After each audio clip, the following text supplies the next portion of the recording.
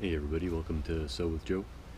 Today we're picking up where we left off last time and doing a patch on the thigh of my 20-plus-year-old jeans. Let's get into it.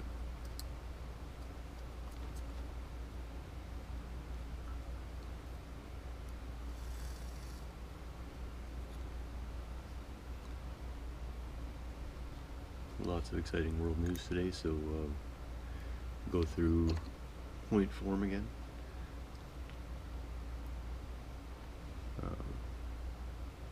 Yeah, just if you haven't been here before, I'm using a very large needle, either called a cushion needle or a couch needle.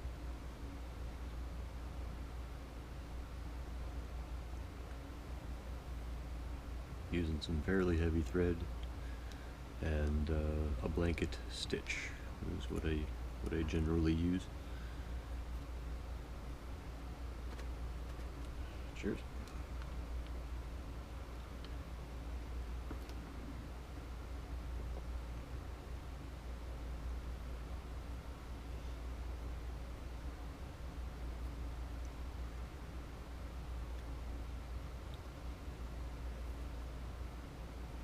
Alright, so positive world news today. We spoke about the United Arab Emirates shortening the work week to 4.5 days. And now, in a move that I think makes even more sense, Spain has dropped the work week down to 32 hours.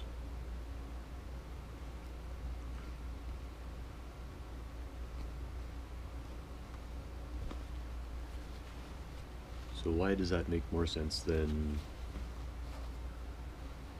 Why does it make more sense to have a 4-day week than a 4.5-day week? Well, then you don't have to commute that one day to go in for a half day. So all these people who are spending, most of their money on transportation costs to get to and from work, that Friday in the UAE is going to be totally useless. There's no point to going in for that. So people aren't going to, they're going to work a few hours extra every day and take that day off if they possibly can. I'm guessing that's what will happen. So yeah, if I find going to a 4 instead of a 4.5-day work week makes more sense, because then, people that you're having to come in for the weekends can work a full Friday, Saturday, if you're open Sunday shift. So, the weekday crew will get a 4-day work week, and the weekend crew would get a 3-day work week. Kind of evens things out, provides more jobs, more hours to the people who would otherwise be getting only the half-day Friday, Saturday, Sunday, and it wouldn't be worth for them to come in on that Friday. So I think Spain got it right this time. And I have a funny feeling the UAE will follow.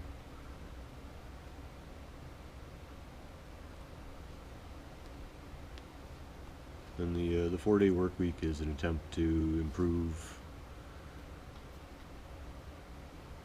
people's general well-being, quality of life.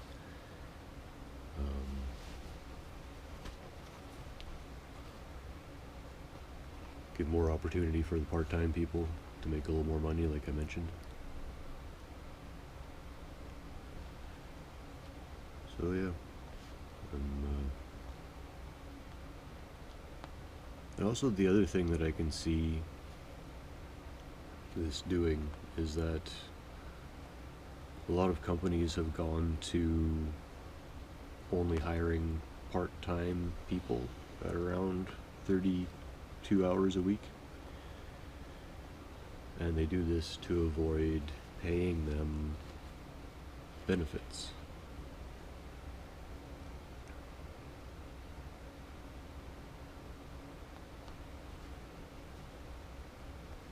So now it'll either be that 32 hours will be considered, with 32 hours being considered a full week, those people will be considered full-time and they will be getting benefits now. It's all in the change of definitions.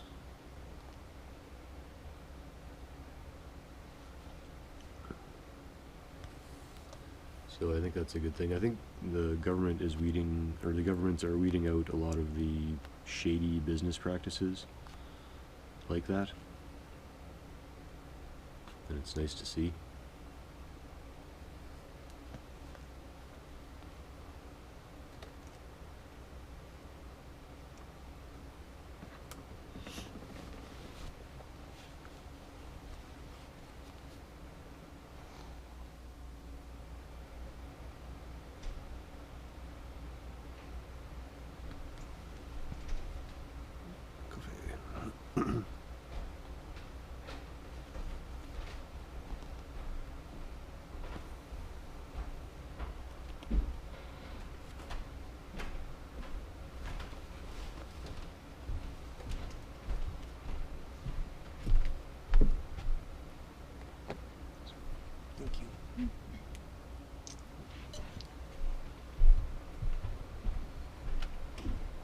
Cheers.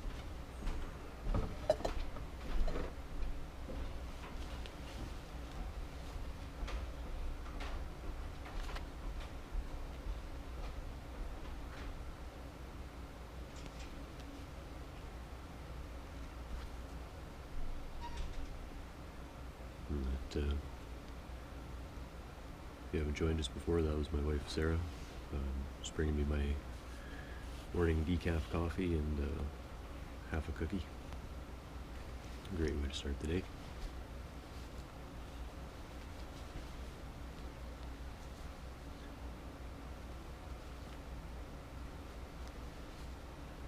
Just gonna move some pins around here.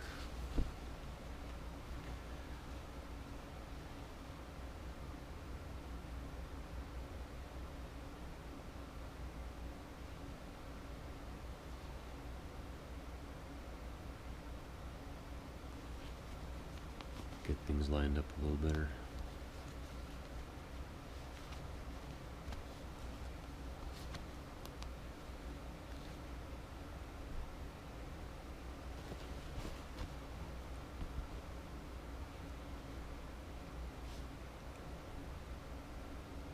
So good world news in the area of plastic reduction.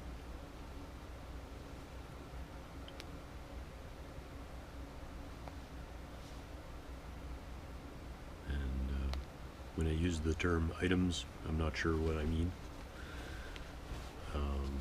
There's a number of different things that have been affected here. So, plastic items. I think the big example that they gave there was fruit bags, the plastic fruit bags.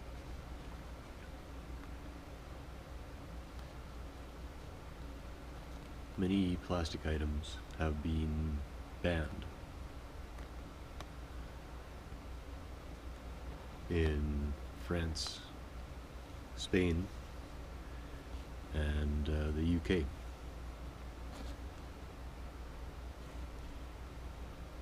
So in an effort to cut down on plastic waste,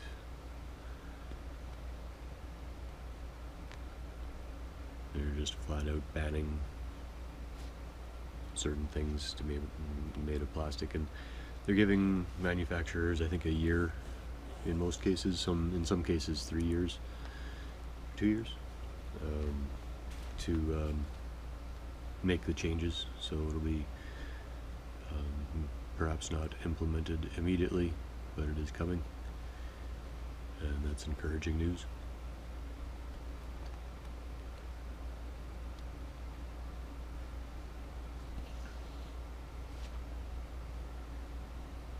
we'll see how the world does without their conveniences. There's always different methods. Like, there's so many things that you can make out of, like, cellulose and all sorts of different materials that didn't exist, you know, a while ago.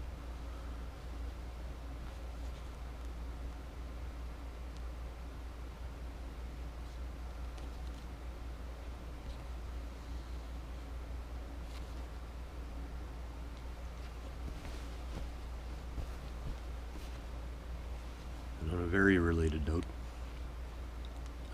scientists, they have discovered that there is a bacteria in the stomachs of cows that is capable of breaking down plastic.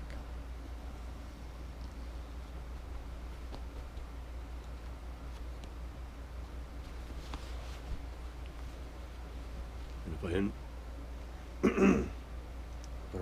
if I understand bacteria correctly, they should be able to harvest this bacteria from the cow's stomach and grow that bacteria in an artificial environment. And if that bacteria breaks down plastic, then we have a way of breaking down plastic. You know, instead of thousands of years, whatever it is, 20,000 years, 4,000, 20,000, I don't know what it is. I read the number once somewhere. Help me out if you know, leave me a comment.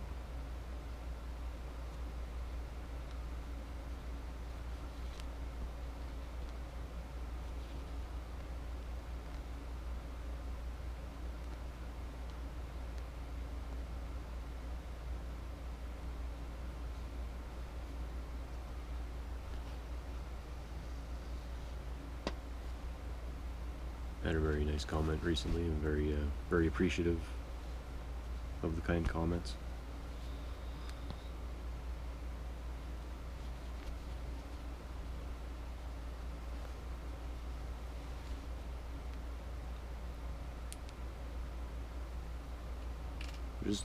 One thing that in general, just a second.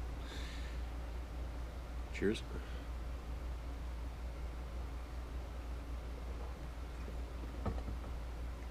One thing in general that interests me is that new things are being discovered all the time. You'd think that there wouldn't be anything left to discover, but we are just scratching the surface, quite literally, of this planet.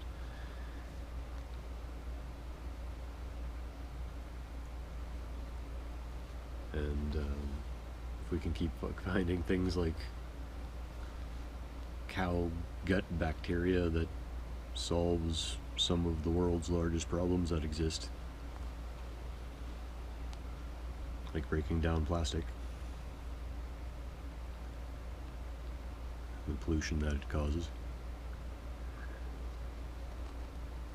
then maybe there's still hope for this world, as long as we can,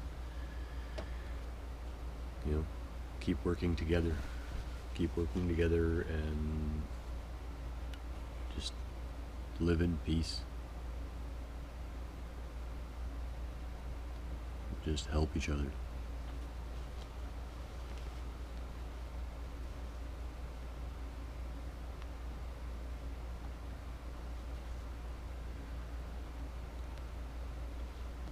Like I mentioned in a video a while ago, a guy had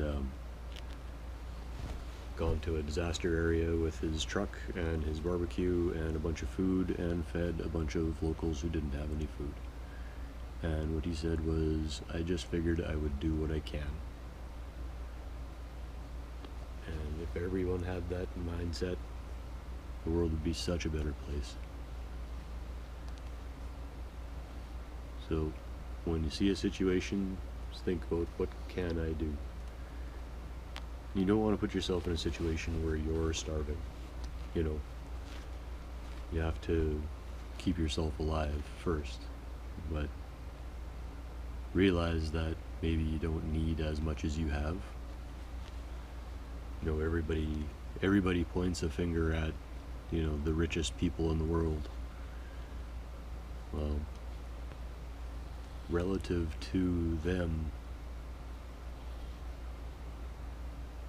you know, you're mega rich compared to someone on the street who has literally nothing. So it's all relative. It's all relative.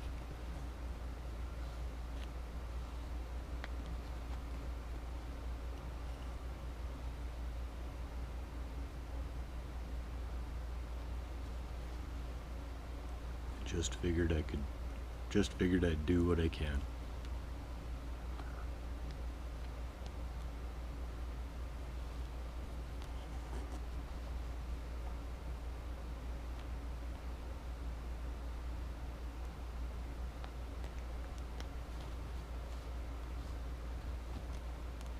Now, speaking of cows,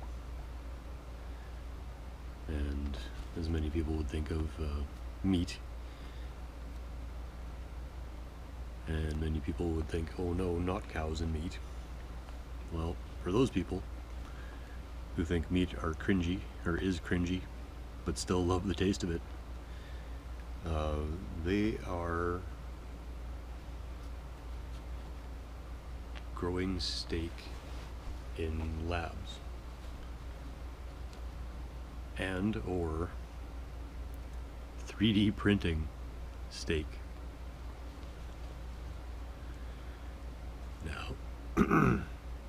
Now, I don't claim to know anything about this technology, and please, if you do, point me in the direction of an article. The one that I read was very brief, but apparently scientists, they are artificially producing meat.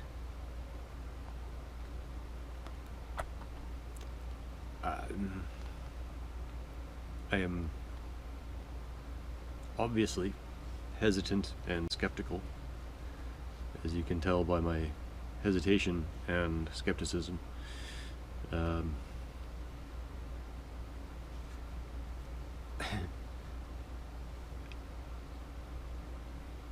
But I would be kind of neat, you know, be able to go into a restaurant, pardon, and say I want, you know, a 3.68 ounce steak, the one in this picture exactly.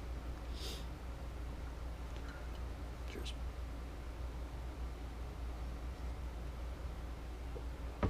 And they can do that for you.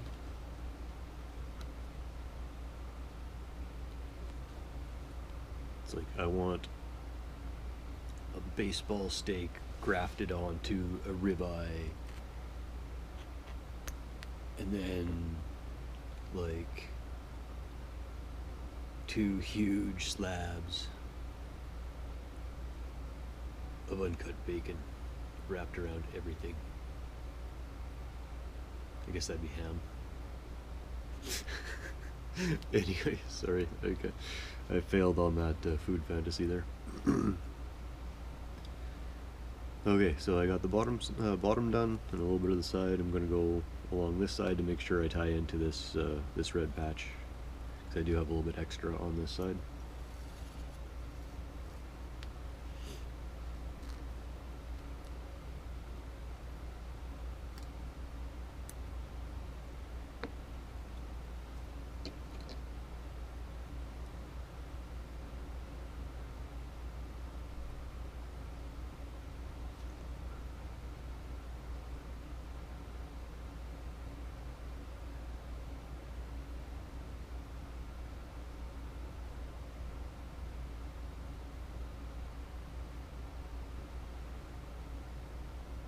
You know, lab-grown meat raises a lot of questions as to, you know, taste, primarily, texture being another big one,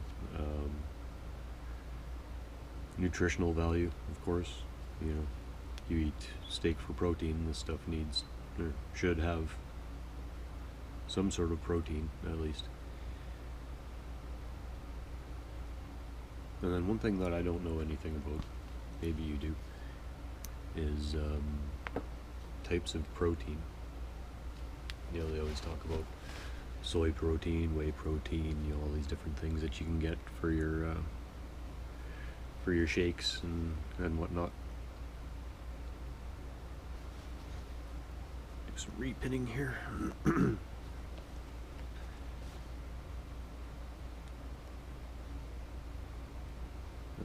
And I don't know, you know, what kinds of protein or what kind of proteins that they're using in this steak, and I don't know if it's nutritionally equivalent to eating a hunk o' cow.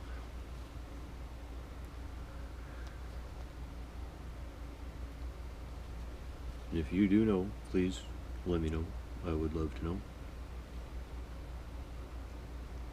I'll keep watching the good news articles.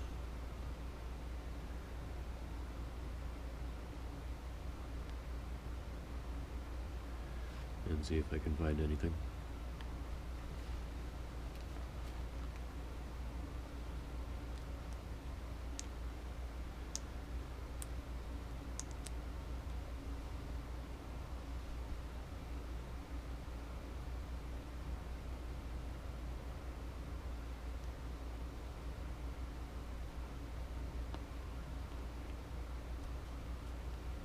There we go. A little more room to maneuver along that line. And then we can get that stitch in.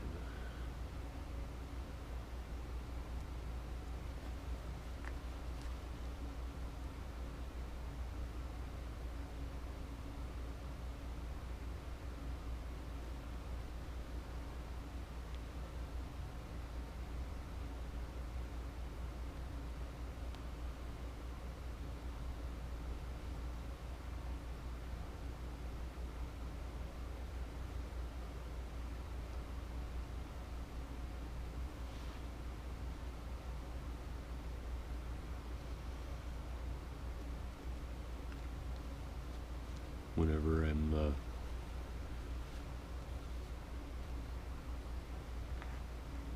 sewing over a place that has already been sewn, like I'm doing now. Reminds me of the time that I was considering changing the channel name to Stitches Get Stitches.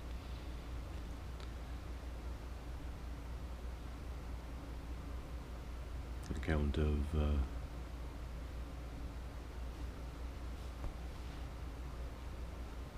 all the stitching getting stitching. A little play on the whole snitches get stitches saying, if you're familiar with that one.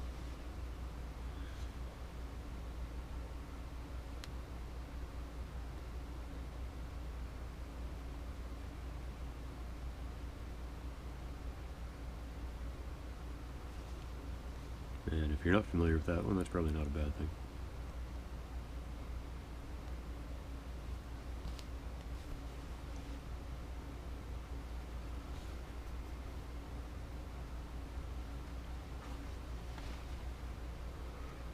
Ooh, this next topic I'm very excited about, so I better grab a sip of coffee first. Cheers.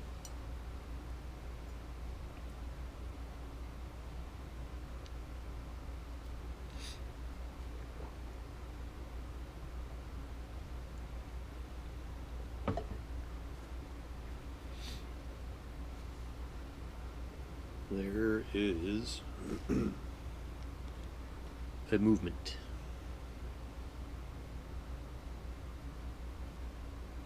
And no, I'm not trying to tell you that I shat myself.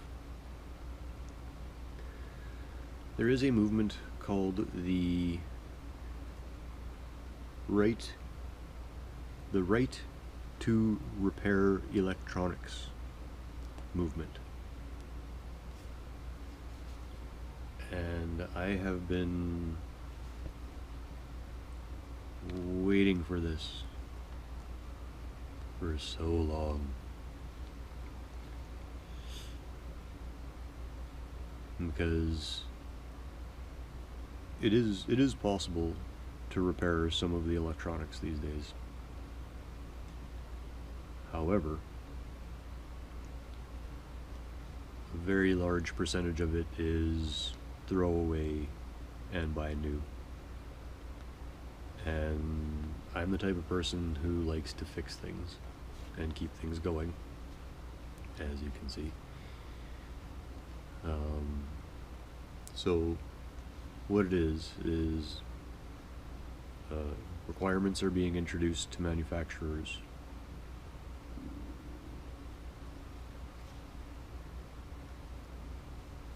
that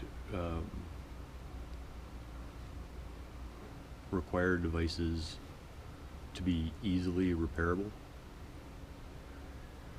and for parts to be readily accessible.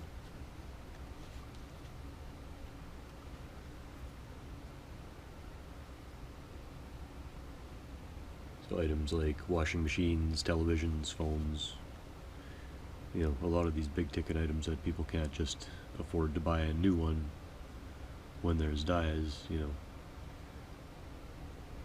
rather go out and either hire someone to fix something, which does happen today. There's just a lot of things that can't be fixed with all the devices being sealed and everything. Like you can't even change a battery on a lot of phones, which is, I think is it should be criminal, and well, so do a lot of people apparently, because soon it will be criminal for them not to be. So thank goodness for that. That to me is a huge win. I come from an electrical background, and seeing how modular everything has gotten, it's just a little disturbing. Like on the old equipment, I was involved in power generation and distribution, and the old equipment you could fix. You know, if a relay, you know, if a coil burnt out on a relay or something, you changed it. You know, you'd fix that relay, or you just clean it, maintain it, and make it work properly again. You know, not if a coil burnt coil you gotta replace, but you know what I mean. Like if it's not functioning 100%, you can just fix it. You know, there's maintenance procedures. Cheers.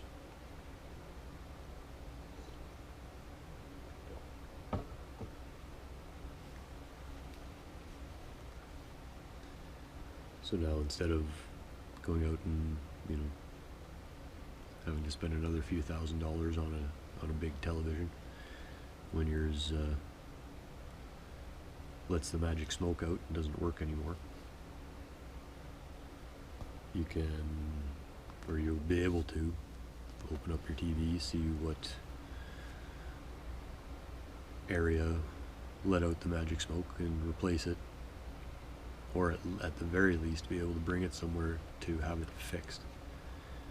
Because there used to be repair shops everywhere, you know, television repair shops, and exactly the other, so like washing machine and stuff. Like, there still are appliance repair shops. They're just few and far between because they're so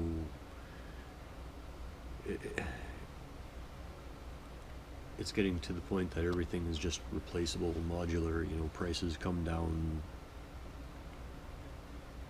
to a point where it's where they're just producing garbage, and you just replace it every second year. You know, and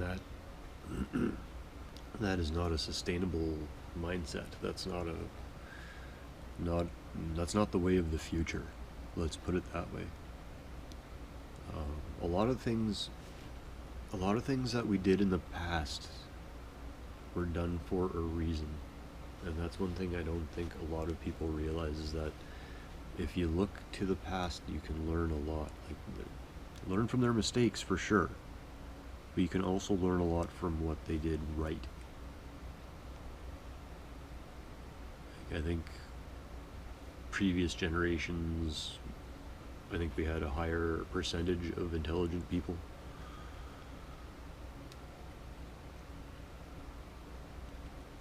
And people that gave a shit. Pardon the language. I think people today are extremely intelligent. They just don't apply it. They're just lazy.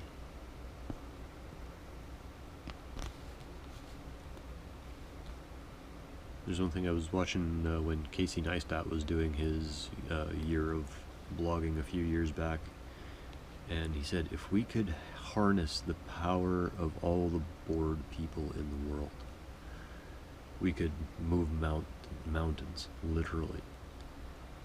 You know, he says when he's on his social media and he just sees people posting bored, you know, just the word bored constantly. If those people always were kept busy, had something to do, imagine where the world would be.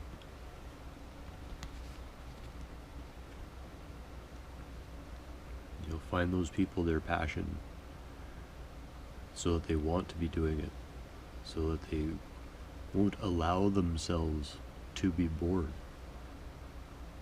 and the world will change. And you've got so many people sitting around these days doing nothing.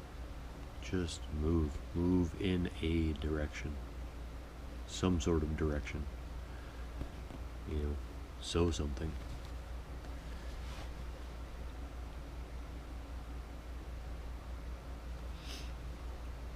Focus on the positive and be more positive and make positive changes.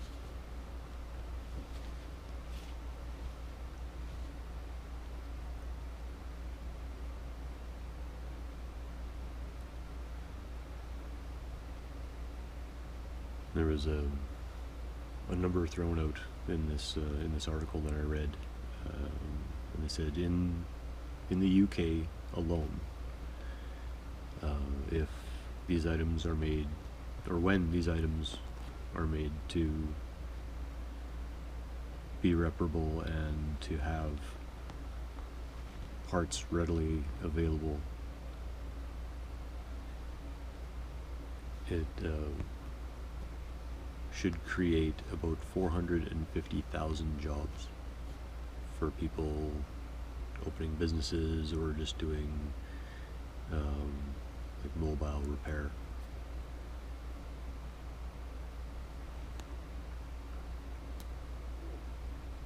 So that's huge. That's almost 500,000 jobs. And people working with their hands and learning a skill.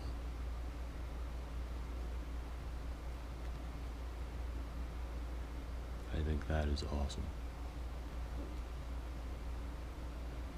And that'll keep those devices out of the landfills. They'll replace the piece, they'll throw the piece away, or even better yet, if they can recycle that piece.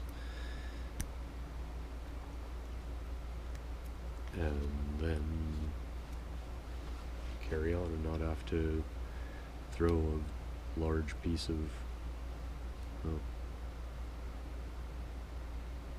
carbon, a large piece of carbon footprint, basically, into the dump, where everything inside will just leach into the ground over 100 years, or thousands of years. Cheers. So that is massively good news. Something I've personally been wanting for about 20 years, because I don't like buying things that you can't fix. and I will spend quite a lot more money on something that I know has parts available to it, and that I know that I can fix myself, rather than having to just throw it away every 2 years and buy new. Because to me, that's wasteful. That's a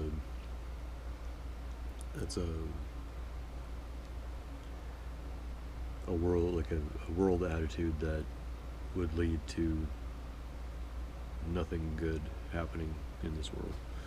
And you know, that's where we've seen it go, and now that's why we have movements like the right to repair electronics movement. You know, I've taken apart laptops, cell phones, you know, various things. I've also purchased higher quality stuff so that I haven't had to repair it as often, knock on wood.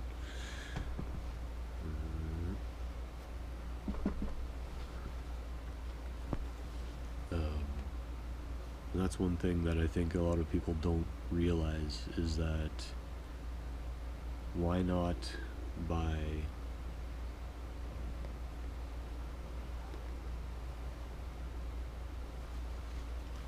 a $250 pair of boots?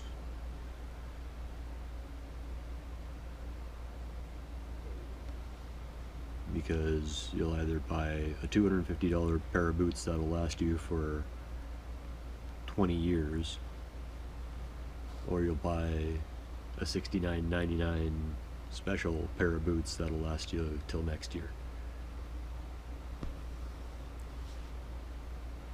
And you put the money out in front to get the better quality products, and they will last you longer. You'll have fewer headaches, and you'll be way ahead in the long run.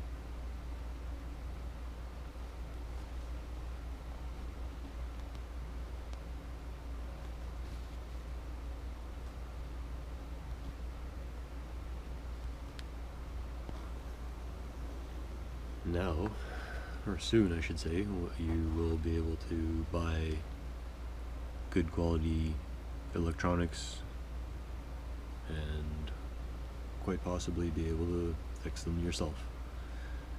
So that's a huge leap forward. Like I say, I've been looking forward to that for a long, long time.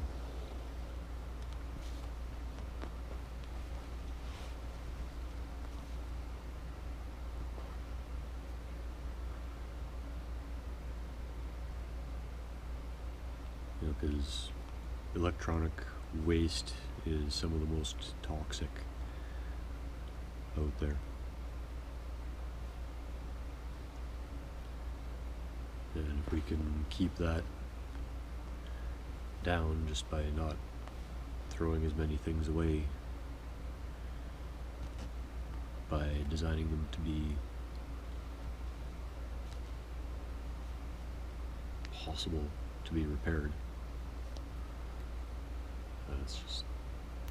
that's world changing. In the world that we live in today, where there are more cell phones than people,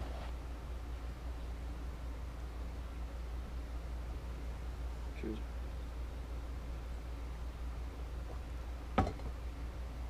It's pretty massive.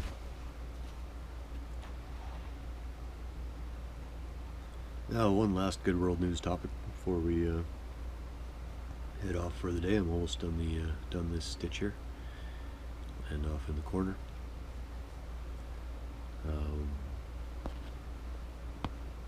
There's been a rise worldwide in the use of cargo bicycles.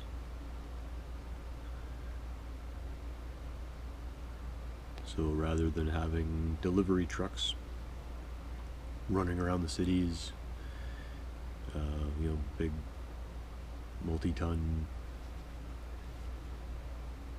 vehicles taking up a lot of roadways, causing traffic congestion, traffic jams, companies are moving to cargo bicycles. Basically bicycles with really big baskets. And I love this idea. And bicycles like this can be super handy in a lot of situations.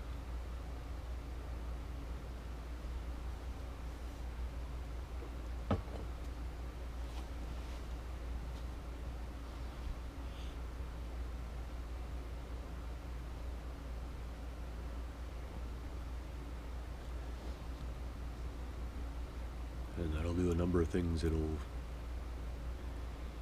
keep the delivery drivers in better shape rather than just sitting and driving in and out of the trucks all day. They'll be moving, keeping their lower backs limber, you know, keeping their cardiovascular health up. And also with the integration of motors, electric motors, into these cargo bicycles, it can make them very powerful little machines. So I think that's a very, very viable delivery method. You know, you see third world countries, everything gets around on those little mopeds, those little 50cc Honda mopeds, and people move all sorts of stuff on those things.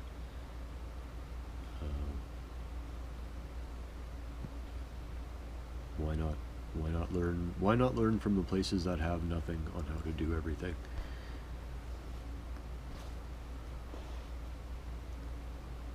Because then we can do it more efficiently and more cheaply, and the only, you know, I'm not going to talk about over-regulation, but I just hope that it can fly under the radar for a while, and that it doesn't cause too many problems. But I think it's going to be great. The pollution is going to be down. Traffic congestion will be down. Some cities are actually closing certain streets to vehicular traffic. So I wouldn't be terribly big fan of that if I was going to the city from out in the country. You know, have to have a vehicle. But environmentally, it's a huge leap forward. I should say, and environmentally, it's a huge leap forward.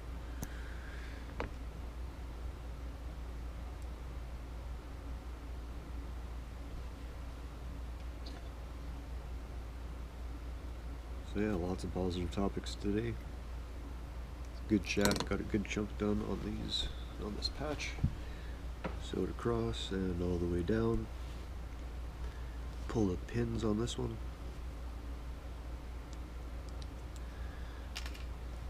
And yeah, thanks so much for joining me again.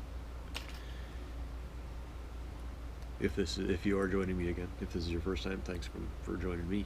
Period. And yeah, hopefully we'll see you again soon.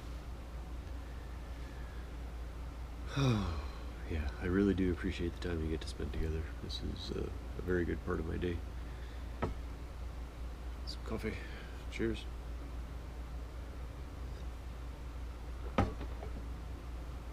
Get to catch up on my sewing, spread some positivity, have my cookie. So yeah, till next time, keep chilling. Don't forget your cookie. Peace.